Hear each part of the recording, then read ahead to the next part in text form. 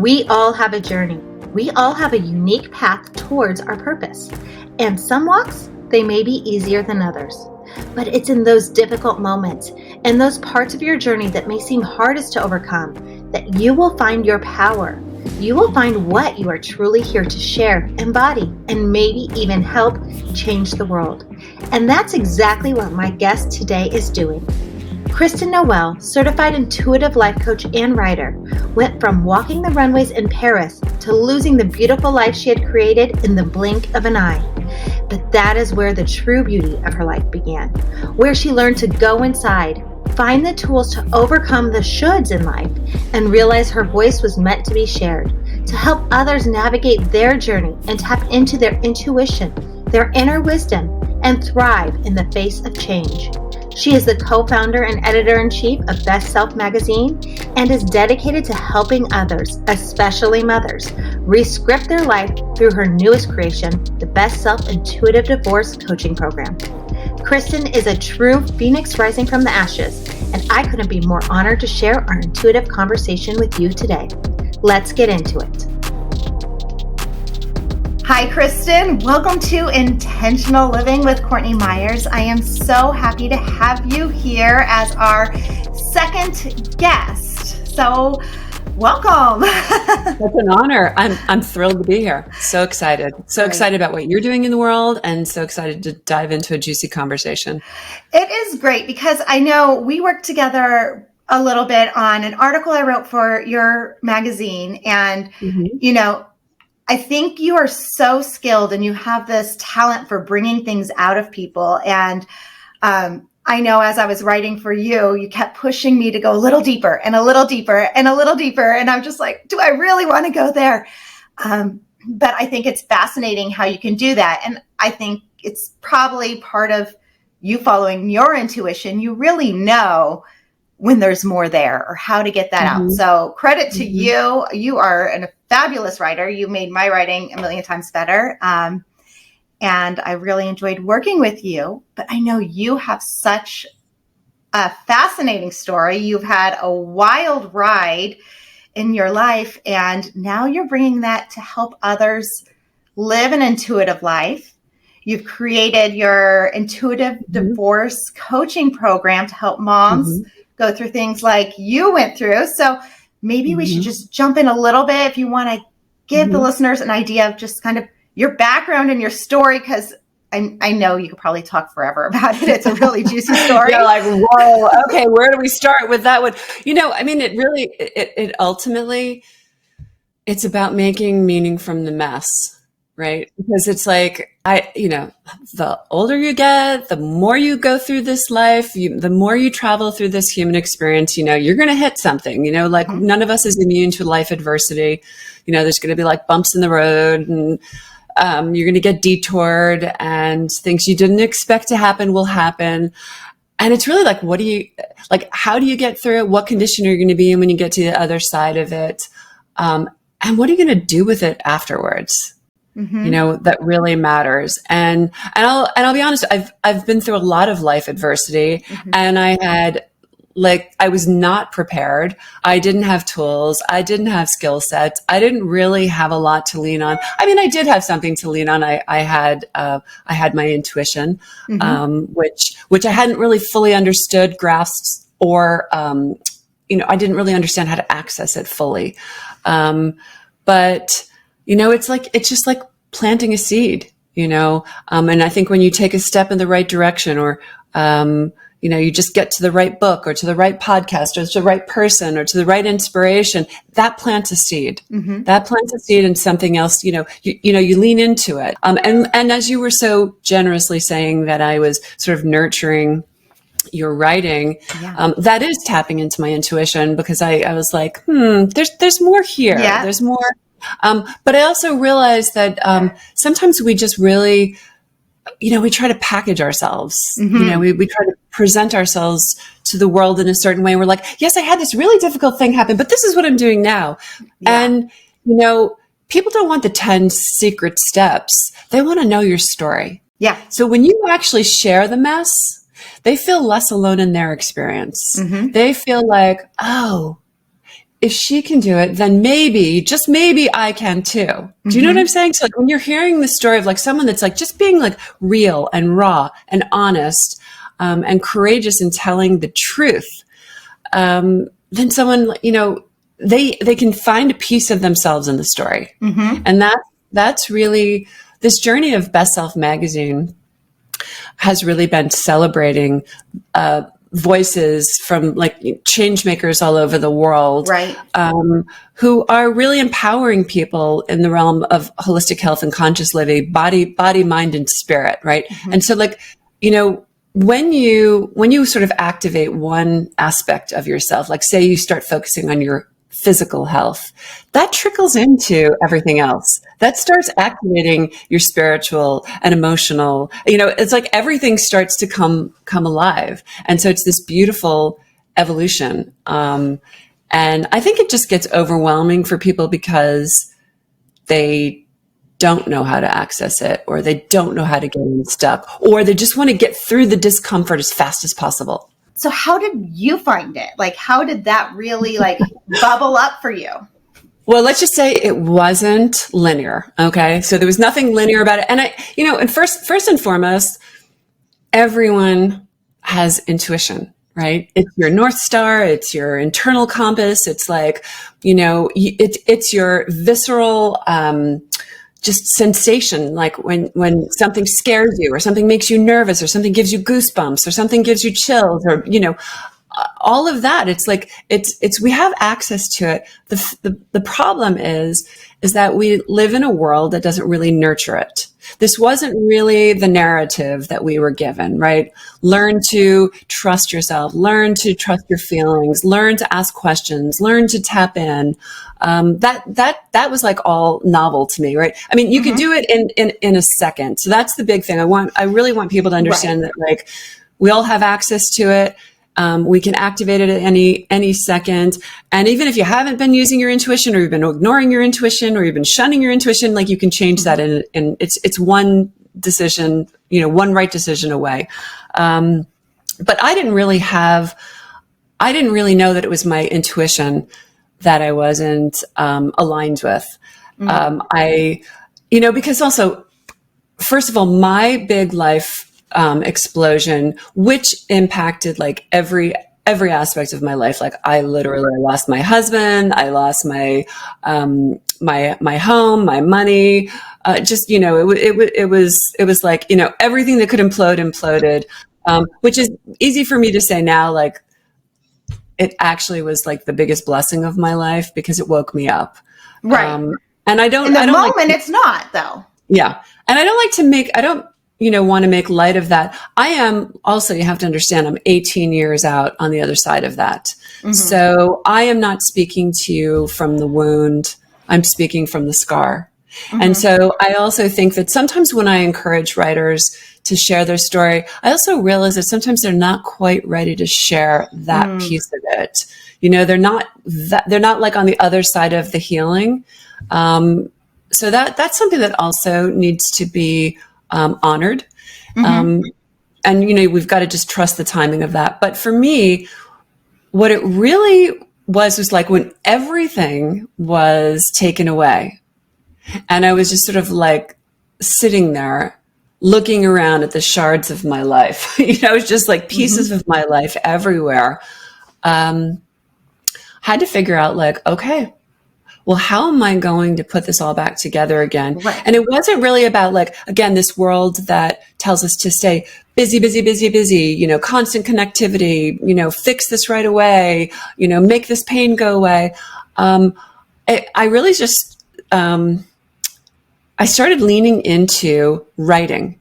And this was really sort of like just kind of scribbling in a notebook. And I didn't really have an intention that, oh, this is going to turn into a book, or I'm going to be the editor-in-chief of a magazine, or I'm going to create this, or, you know, I had no idea where it was going. But what it was listening to what felt good. Right. And so in this hell that I was in, I was actually like finding that, oh, I really like this early morning time where I am writing kind of inspirational things that are sort of making meaning out of mess. Maybe sort of like something that I could use to inspire other people to use life events instead of be used by them. You know what I mean? I It was love that. sort of in the vein of that. But again, this was, 18 years ago, the world was still very different. There were no podcasts. The digital world wasn't, it wasn't explosive with, programs and content and things like that. Right. So I was really like kind of on the job, learning. But I think what I'm trying to say is that writing felt really good to me. It kind of like excited me, kind of like lit me up, and then like secretly writing every morning, it really nurtured me. And then, that little seed gets planted and it's like, ooh, maybe someday I could write a book, but then I was still all of a sudden like, I had all these voices in my head, like, who's going to take you seriously as a writer? Yeah. That whole thing. Yeah. But I think that when you start following, you take a little step towards something that will authentically nurture you, really, honestly make you feel better. Like whether it's like buying yourself a green juice, taking yourself for a walk, starting to meditate, writing in the morning, whatever it is, these things don't have to cost you anything, right? And I didn't have any money. So it wasn't like, but when you start to lean into that, it grows. It grows and starts to lead you somewhere. I had zero idea where it was going to lead. I had zero idea, but then things start to make sense. They start to click. And this was over years. This was over years. And I really also at that time had zero understanding of connecting the dots of my life. I had zero understanding of the mind, body, spirit connection. Like when my back went out, I wasn't saying, like now if my back goes out, I ask my back, what's it trying to tell me? Right. What are you trying to tell me? What am I not paying attention to? What do I need to see? What am I ignoring? I ask questions. Yeah. I had no idea of that. No mortal understanding of those connections. I didn't see the dot. I didn't know that there were any dots that needed to be connected. Right. I didn't know that like ultimately it wasn't about what had happened to me, what had been done to me, what had been taken away from me. It was, what was my role in this? That was the freedom for me. What was my role in it? Well, I think once you open yourself up to writing, you can, especially in a private way, like journaling, you could admit that a little bit more freely, and it can open yourself up to that. I mean, I always say for me, writing is my superpower. That is just, I can manifest things. I can get my emotions out. I can center myself. Like writing, I think is just, I talk about it all the time, is one of the biggest things we can do. I guess everyone's not a writer, so if it's painting, but in that process of creation, I think is, and I know we both have our connection to Sonia. She says the same thing. Your creativity is your connection to your spirit and your intuition. And also, to that point, I think you have to really listen to like, what is it that lights you up? Because whatever it is that lights you up, I wholeheartedly believe that you are meant to get it out. You were given that talent for a reason. You were meant to put that pen to paper. Like the other thing is, even if people don't want to publish a book, the mere act of getting those words out, putting them out on paper, even if it's just for you to see, it's a declaration. It's a declaration. It's sort of like, it's also like sort of reprogramming your nervous system to say like, it's okay. You can get out of fight or flight. You know what I mean? We're okay. We're okay. We're going to be okay.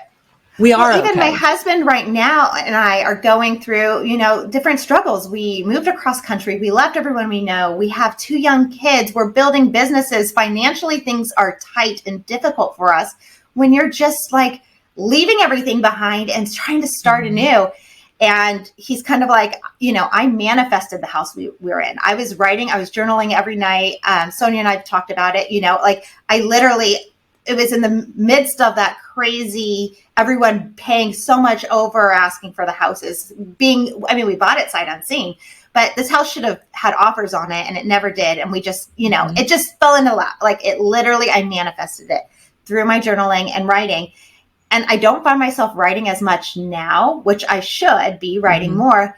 And it's almost like I'm almost afraid of that power sometimes. You find that like once you tap into what lights you up, whether it's writing or painting or dancing or whatever it is, that is your power. It is what brings you closer to your spirit and your intuition. And that's what helps you create your reality. Yet I'm finding myself right now, I'm struggling with like, why am I not writing every night? Why am I not journaling every night? Because you're birthing businesses and you've got babies. I am exhausted. But at the same time, it's like, you know, I should be doing this more. And I don't know, did you ever find that? Well, I guess you didn't realize it was leading you to where it was leading you. But for me with like the writing, it's like, I actually know what happens when I write. So am I just like afraid of the success that could come with it, or the, you know, there's some sort of fear behind it. So, I mean, how do you stay? I think that's a huge concept when it comes to your intuition and touching base with your authentic self and your truth, is like knowing that you are the creator. Like you said, you did your part in whatever your breakdown of scenarios are, you have a role in it, and then realizing that you are part of it and your power in it. Like, that taps into the fear of it, or not knowing how your intuition plays a role in all of this. Well, what I'm hearing from you also is there's this like, I mean, it's just life, right? It ebbs and flows, and there's a tug of war. And, you know, some days you feel like you're more aligned and you've got balance. And I really try to refrain from the word balance because, you know, we're always chasing life balance. You know, every day is going to look differently. I think that there is some real wisdom and honoring the pace of your own life and in the timing. And for example, a year ago, my son graduated from college, and right before he was about to graduate, we were traveling to his graduation, I had put a really important project to the side. And I was like, you know, I'm busy right now. He's graduating. We've got all these things going on. And a year later, I haven't picked it back up. Yeah. And, you know, that's like gnawing away at me. And now I have, what's so funny is I have my 23-year-old son who's saying to me, Mom, when are you going to pick that back up? You don't want to regret this in 5. And I love it because it's like he's my dream keeper. He's like, he keeps reminding me to come back to it. And there is truth to it, because it's very easy to sort of like make excuses. There's a difference between making excuses and, you know, and then just kind of getting caught up in all these other things and not being really clear about what is it that I really want to manifest? What is it that I really want to do? What is it that I really want to create? But in the context of that, also remember that I'm going to circle back around that event, because even though it's been a year later, when I went to pick up that project again, I actually realized that the timing is much better now. Right. The timing is much better for that particular project. It's better where I am right now in my career. It's better with what I'm doing. It's more aligned. And so sometimes we do, like, if you're in this place right now where you're like getting settled, you've got these 2 little babies, you've got, you know, 2 businesses that you're birthing, you know, just give yourself some grace, that not every day is going to look the same. No, you know, you want to make your promises to yourself, you know, to say like, hey, this is important to me. Right. But at the same time, you know, what's also really important, that your babies are 2 and 4, and they're never going to be 2 and 4 again. Yeah. Well, I also think, like you said, timing is huge. And I think that's where there is a little bit of a disconnect when we talk about, you know, being your authentic self, or stepping into your intuition, or owning your truth and things like that. We all do it in our own time. And I think we live in a society that's so structured. This is what you do. This is when you do it. And, you know, it doesn't necessarily work that way. And like you said, you can look back at your failed or past, I don't even want to say failed. You can look at, because it's not failed. You learned something. You had to go through that. That was part of your journey, your relationships. I mean, I've had numerous of those. And, you know, in the moment you're heartbroken, things are horrible. But then when it happens for you, it's just kind of like, no, this is right. And it's like, this is why the timing was there. I mean, I experienced it. I had my children later in life. I got married later in life, and was always kind of like, why me? What's wrong with me? Type of thing. But I think that goes hand in hand with owning who you are and your inner self, is stepping into like being okay with the plan, with a greater plan that, like you said, you didn't necessarily connect the dots of your life. You're not always going to see it in that, you know, through the windshield. You might see it through the rearview mirror. You know? Right. Yeah. So, I mean, for you, you had to go through all this, and now you're creating your your coaching program for divorced mothers to really step in.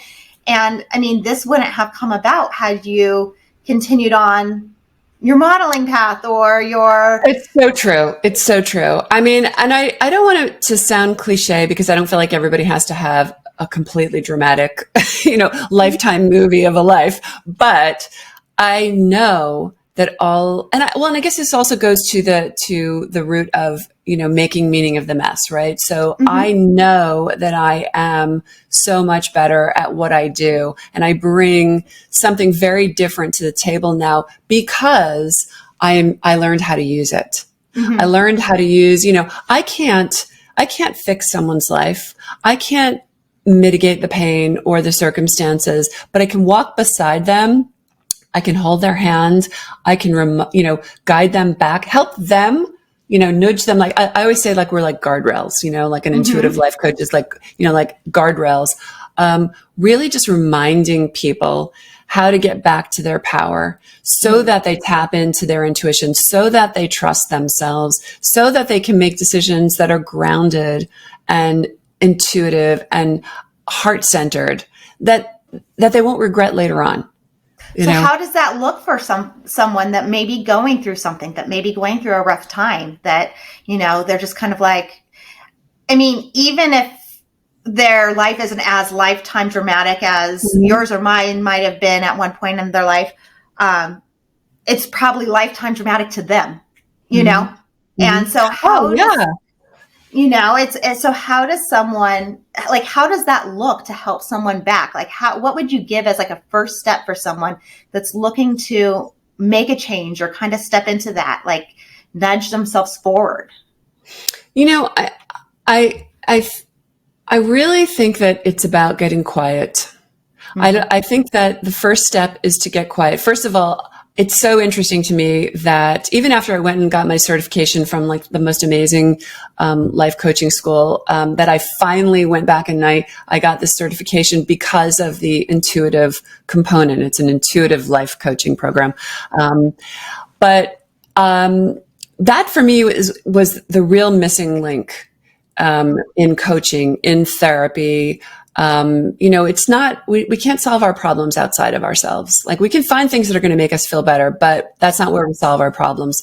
So, it's so interesting that I ended up in this realm of working with divorce, mamas going through divorce, because I really wanted to change the experience. I really wanted to change that story and what it had to look like.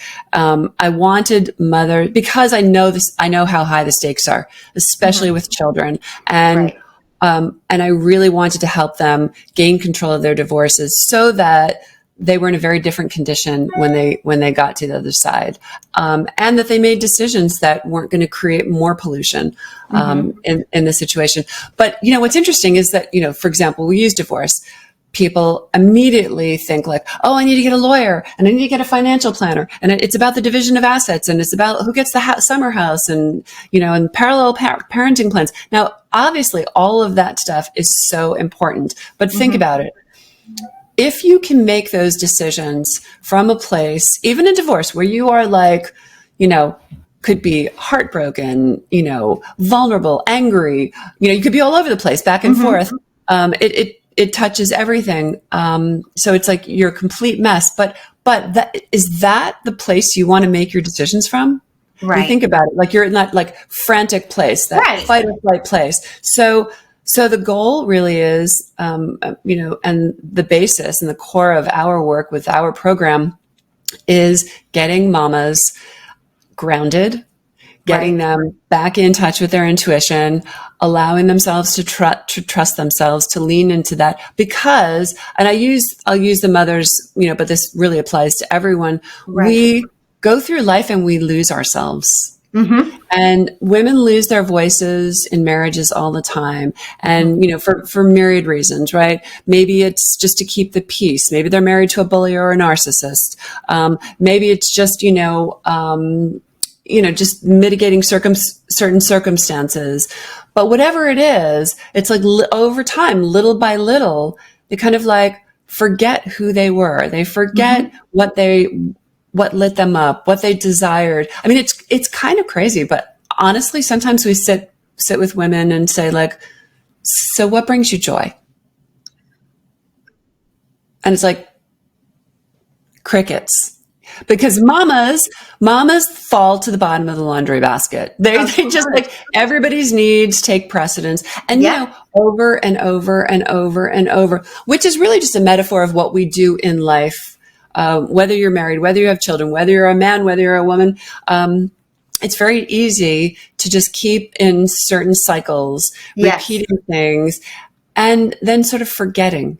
And getting very far away from your intuition, which is like just screaming out to you, like, listen, you know, trying to get your attention. And that's what the divorce is. That's what a health scare is. That's what a financial disaster is. That's what, you know, something happens and you have a wake up call. Well, I think that's the best part. I mean, if you want to look at a shakeup in general or a dramatic event in your life, I mean, that is usually when you can step away from it, the silver lining. That is usually, I mean, it's always, for the most part, going to be for the better.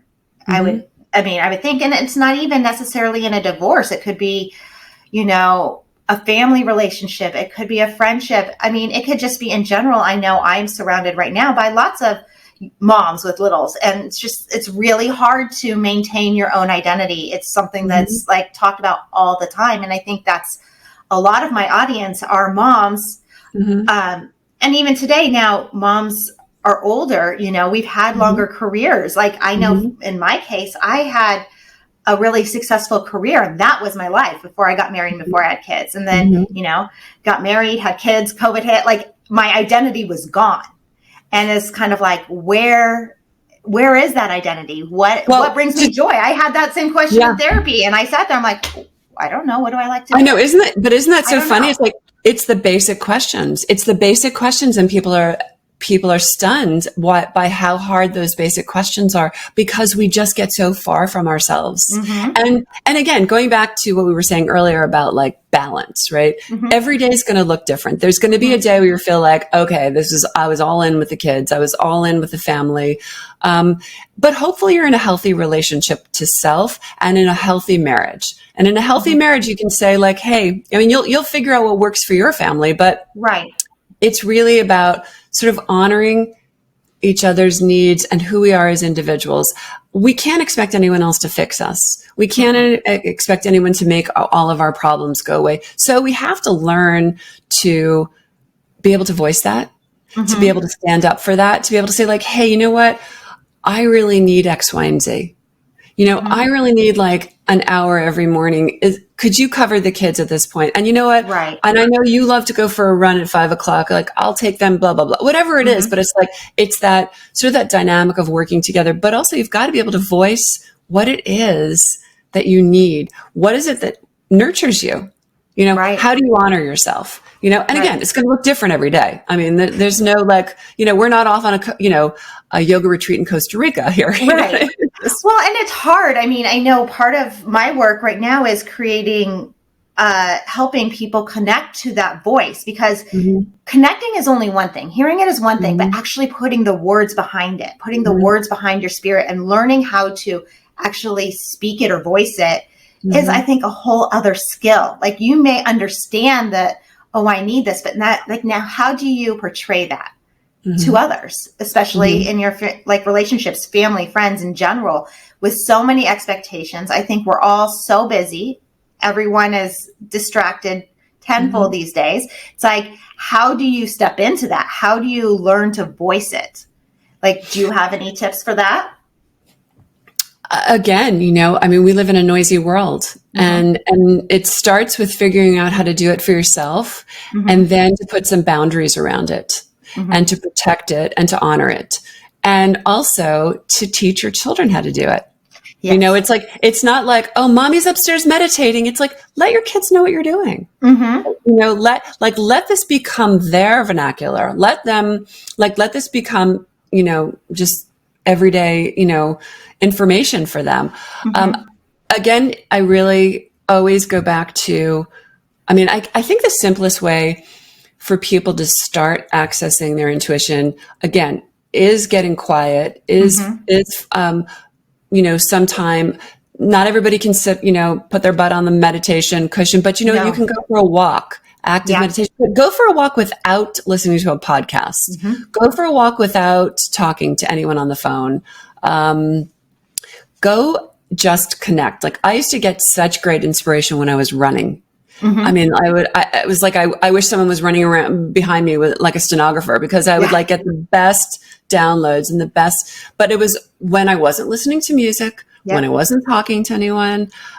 So find what works for you, find what works for you. And then start asking questions to yourself when things happen. This is the way you sort of like reaffirm, like, does this feel good to me? Do I want to say yes to this? Do I want to say no to this?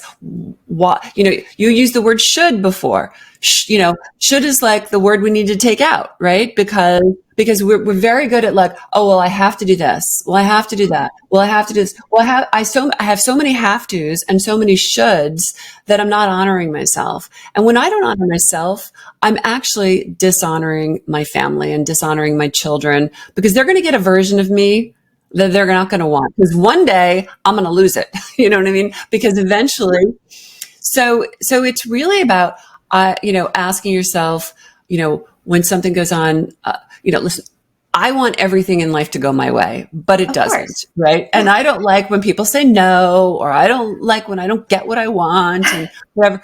But I respond so differently to it now, because I've learned to sit, and I hope this doesn't sound too cliched, but I've learned to sit in the discomfort of it, to sit in the disappointment of it, and to say like, okay, I actually trust that even though I don't like this outcome, or I don't understand why this happened, that it's happening for me.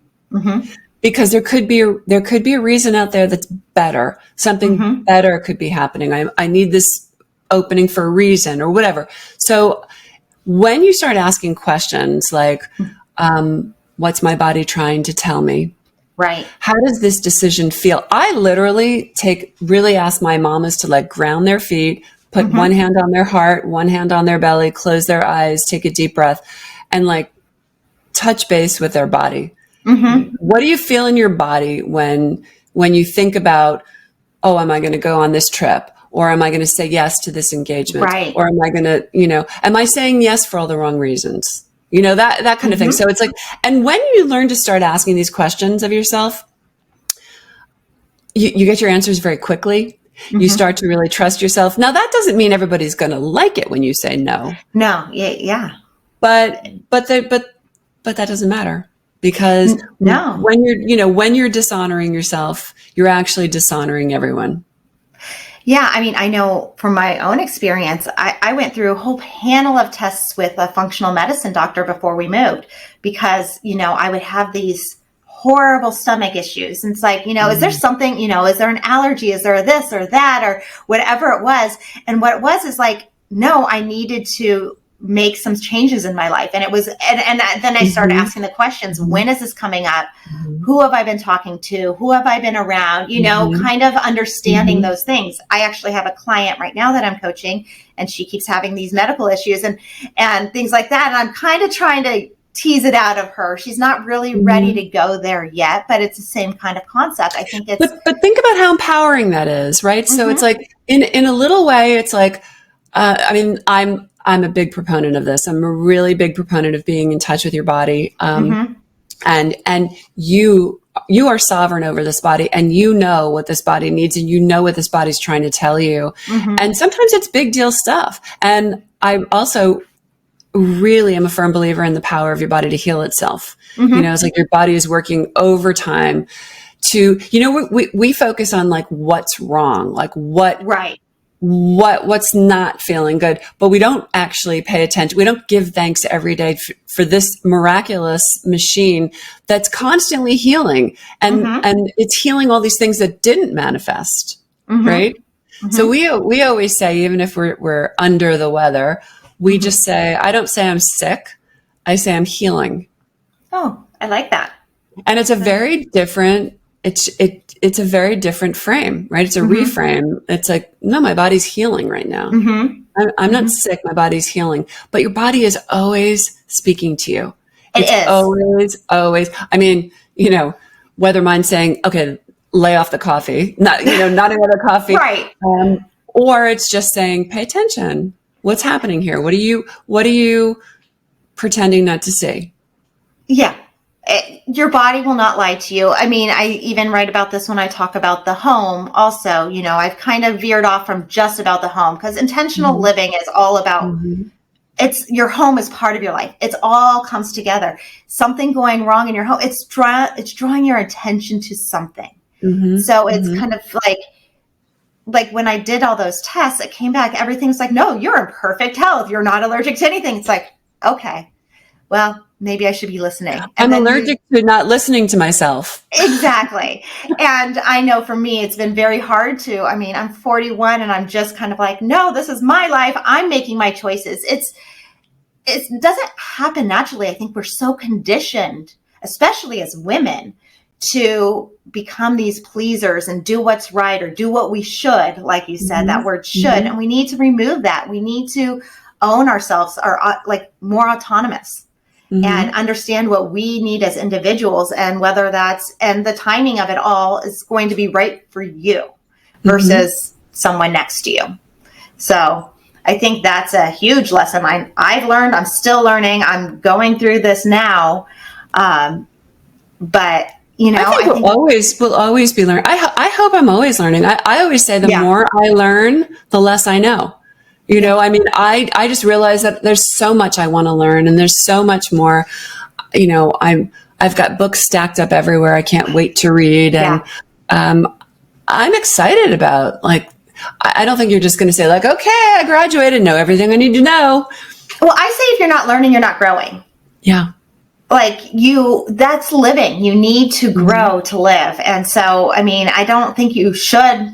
I don't think anyone needs to stop learning. I think that's that's what we're here. Isn't that what we're here for? The school of life, to learn and grow as move on to that next stage. So I think it's really important. And you know what, the best part about being, really being connected to your intuition is just that it softens the ride. It softens the ride a little, is the best way I can describe it, which is, it doesn't mean it's always great. It doesn't mean it always sucks. But it's that you can trust yourself. You can lean on yourself. You will be okay. You actually know you are okay right now. That is the beauty, because I spent many years of my life in that sort of place where I was reacting to everything. Something happened, it was hysterical.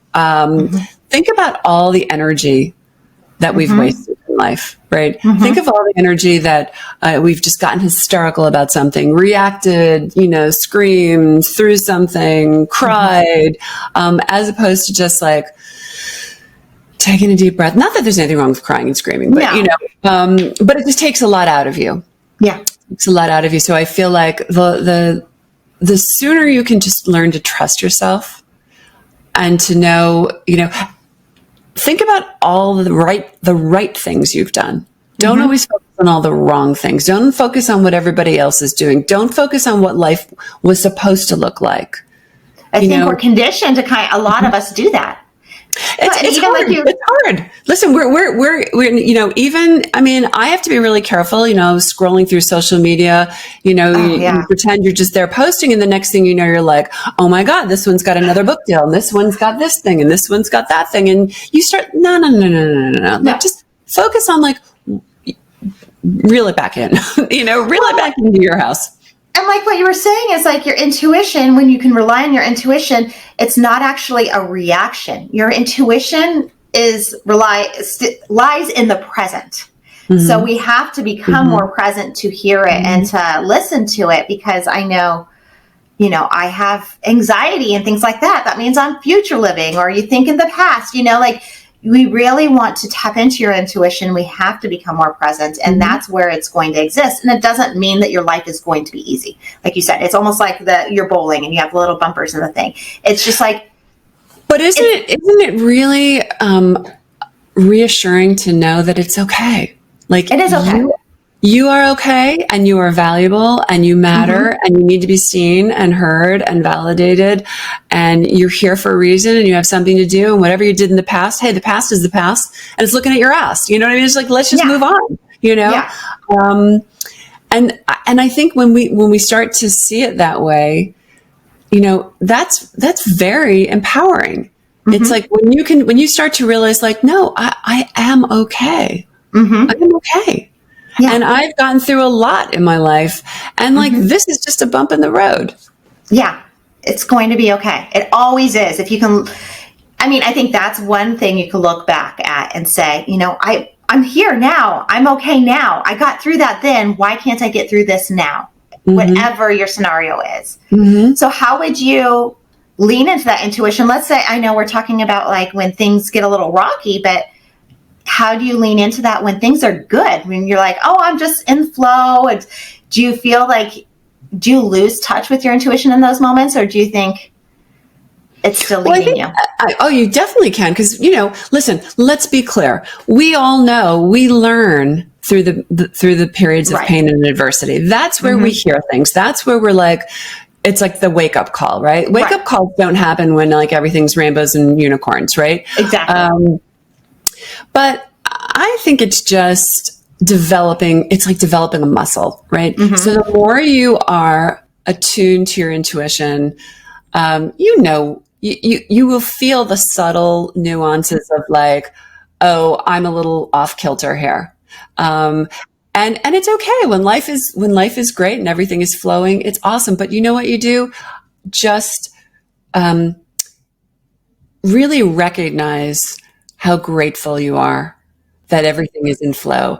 How grateful you are that it's like a gorgeous sunny day. How grateful you are that your kids just, you know, you just had this great moment. They got off to school easily and without hassle. You know, just waking up in the morning or out throughout the day, like just see things, be open, be present. Don't be, you know, rushing by everything. I just find being present, recognizing what I'm grateful for, you know, it really helps me stay, you know, just stay grounded and in this place where I want to be. And I certainly want to be in a place where everything's in flow and everything is good. Right.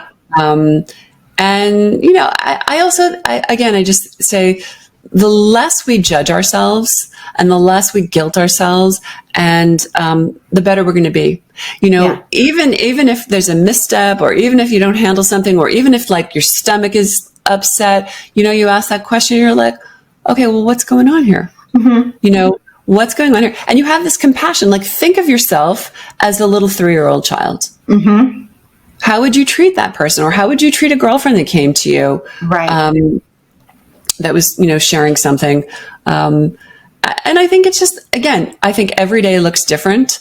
But the more we flex this muscle, the more we stay aligned with our intuition, the more we are open to receive, the more we start to see, the more we feel, and the quicker we realize when we're off. Yeah. Well, and I think, I mean, I know we talked a little bit about how you focus on moms. I think as moms, we're extremely lucky to see firsthand how powerful intuition is, because our kids come into this world so connected. It's us that kind of push them out of that connectivity. And I mean, like you said, my kids are young. They know what they want. They go after what they want. They just intuitively live their life without all the Well, you're also nurturing that, though. So yes.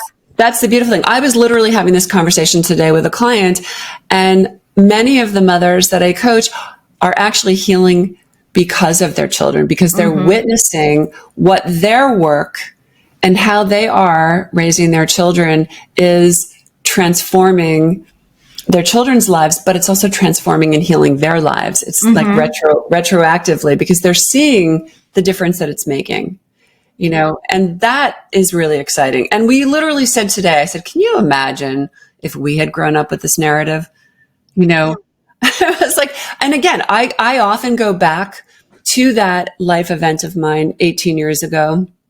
And I mean, I can remember it like, you know, in cinematic fashion.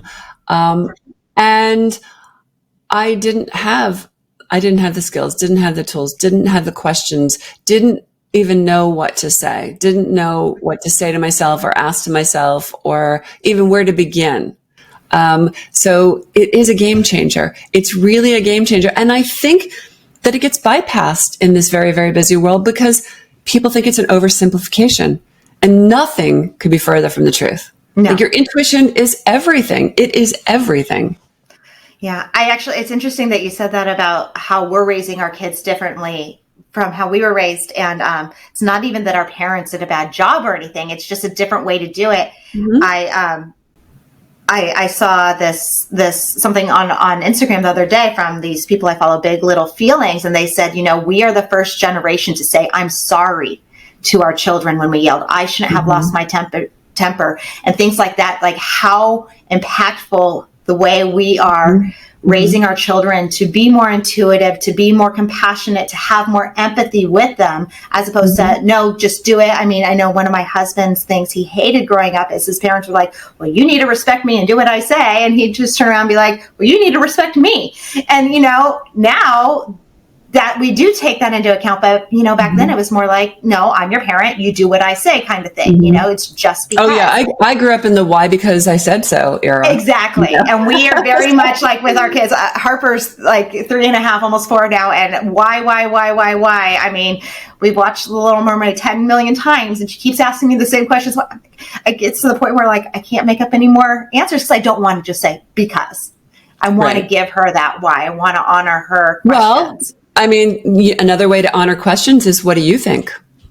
Flipping the question back to your kid and saying, okay, so what do you think? Yeah. Well, I don't know. What do you think? I'm not really sure. I have to think about that. See, that's the other thing. I think parents and I, you know, one of the biggest areas we focus on with the mamas we work with is really like what to say to the kids, how to explain things to them, how to keep them out of the conflict, how to honor their feelings and to nurture them. You know, it's a big thing. But I think that mamas are always like, oh, I have to have all the answers. Right. And I say to them, no, you don't. You don't. You don't have to have the answer in this moment. And so we teach them a lot of other skill sets. And oftentimes it is okay. It's better to give your child a truthful answer and say, you know what? Wow, that's a really good question. I don't really know the answer. I have to think about that one. What do you think? You know what I mean? And it creates a conversation.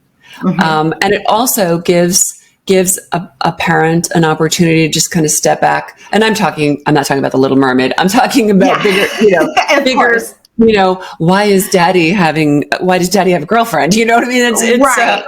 You know, a little bit different, but it's, I think it's also really empowering to say, I don't know. And, I'm not really sure how to answer that question. Can I, you know, I mean, obviously it depends on how old your kid is. Cause I mean, you're not going to say this, you know, I don't think that your 3-year-old is really going to, you know, like that. I'll talk to you later business, but you know, but I think you get what I'm saying.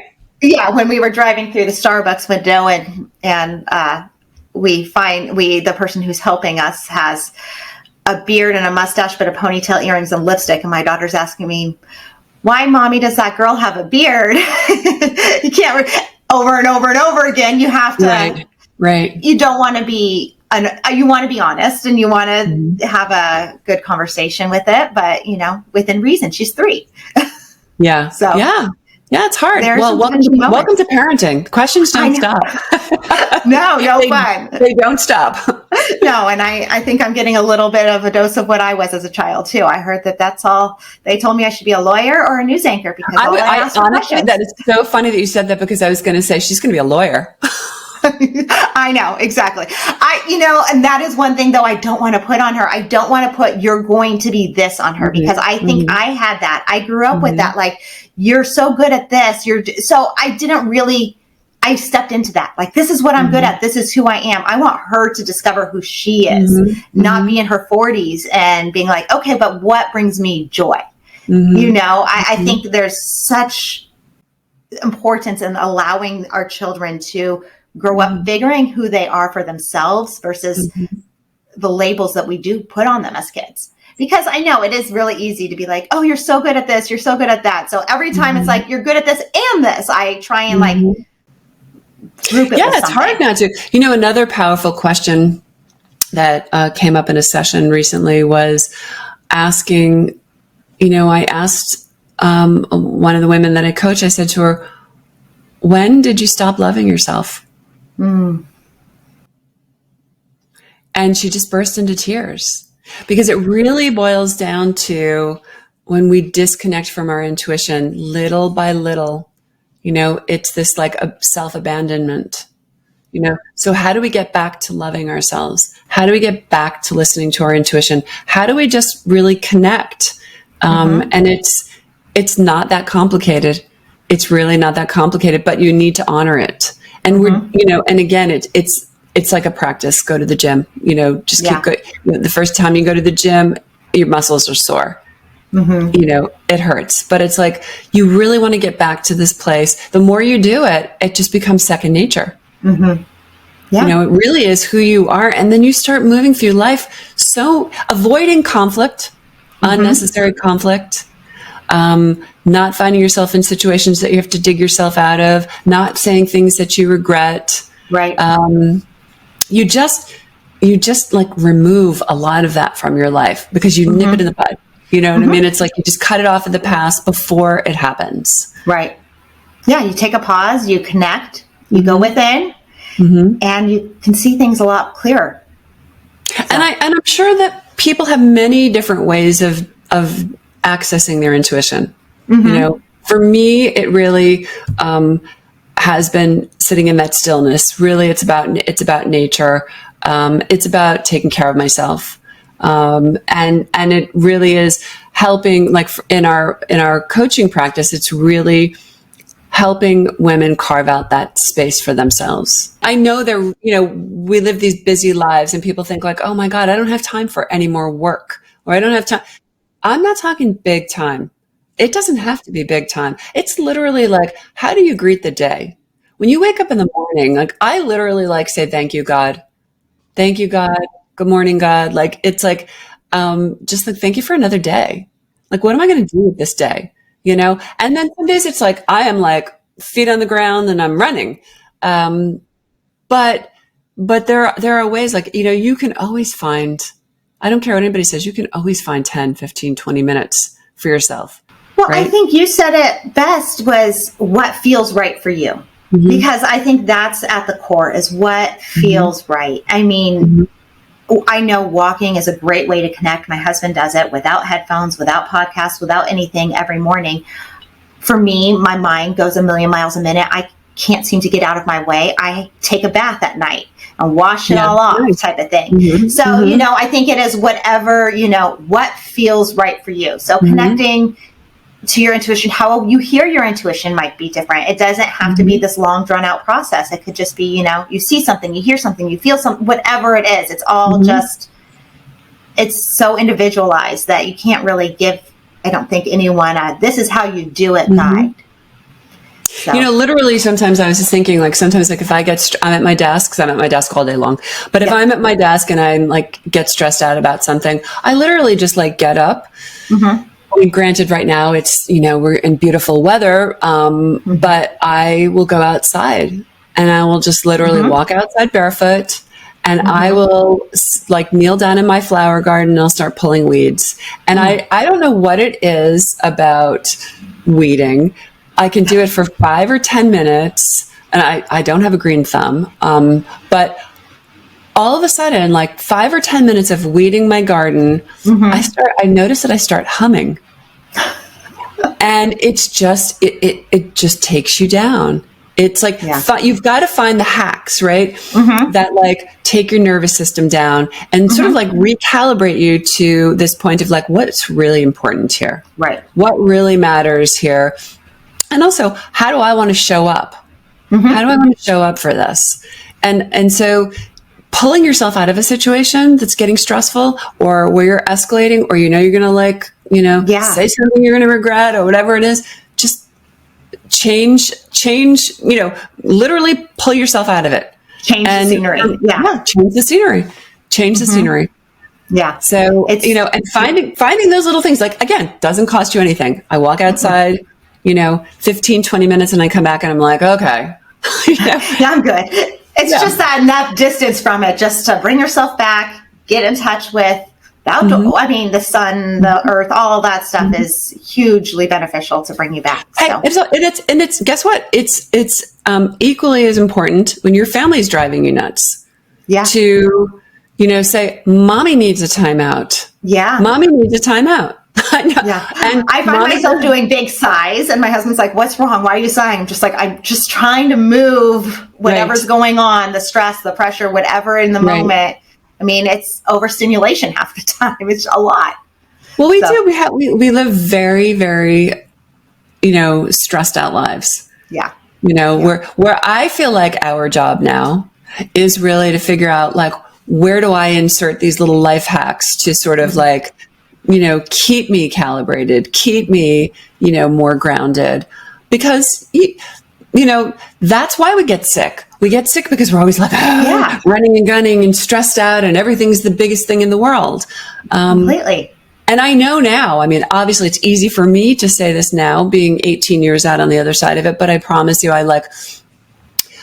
the way I would handle that situation today is a very, very, very different way than I handled it. And I went through, I just went through all of it. I just took myself through the ringer emotionally, physically. And I mean, that's just wisdom. And that I'm actually proud of myself that I can see that, like, I don't even really recognize that version of myself anymore. I have great compassion for her and I don't really judge her. I mean, I wish I would have done things differently, but like, you know what you know. You know what you know. You have different tools now. Right. But you wouldn't have obtained those tools had you not gone through that. Absolutely. Absolutely. So if someone wants to work with you and benefit from all these wonderful tools you have, how would they find you? I think the easiest way to reach out to me would either be through the divorce program directly, which is bestselfintuitivedivorce.com, or through the magazine, Best Self Magazine. And you have a book you are currently writing. Is that correct? That was the project. That was the big project that I put on hold. I literally was just in that sort of book proposal stage. I did things sort of backwards because nowadays a lot of times people just say, oh, all you have to do is write the book proposal and then get the book deal.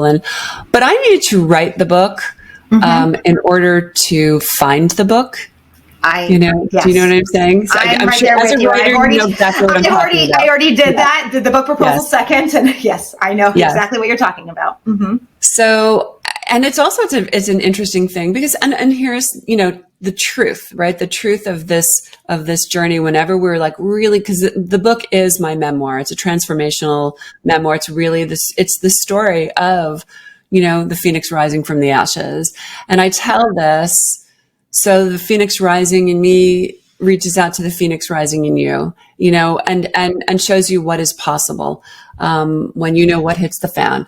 So, it's near and dear to me, but again, I also realize why the timing is so much better now that I've got this divorce program. I'm on the other side of this program and working with so many women now. And I actually never really recognized the divorce thread in there at the time, that I was writing it, but obviously there's so much of that. And so it encompasses so much of that emotional journey.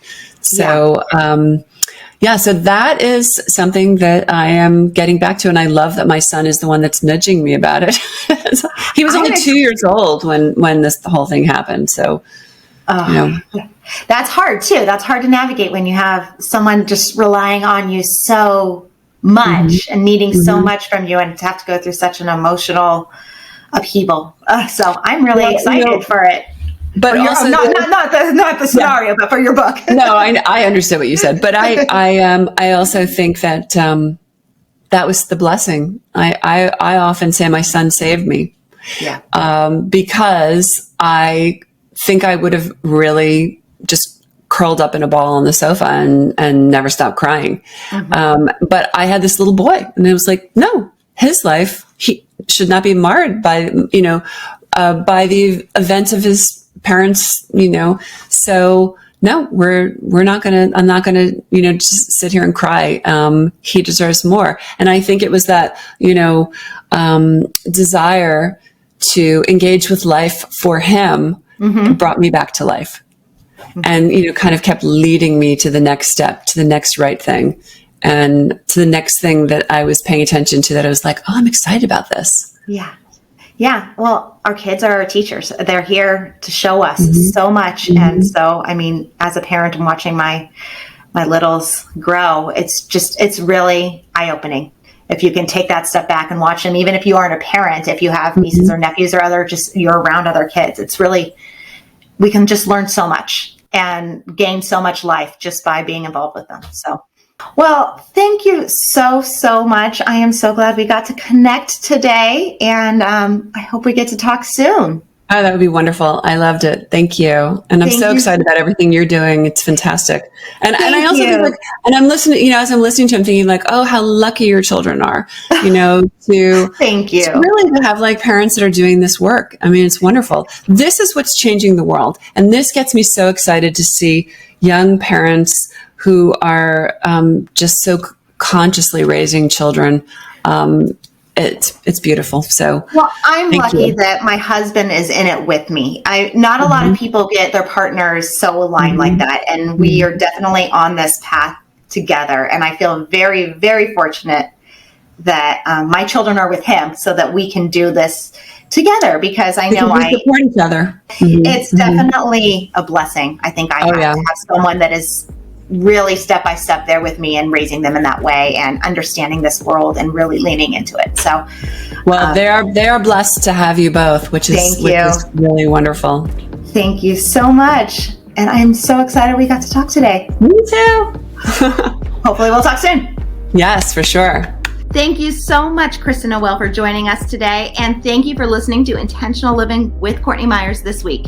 I'll put all the links to how to get in contact with Kristen in the show notes below. And as always, you can find the Intentional Home and Living at CourtneyMyers.com, on YouTube, and on all of our social sites. Please feel free to share, give us a like or a comment, and we'll talk to you next week. Bye.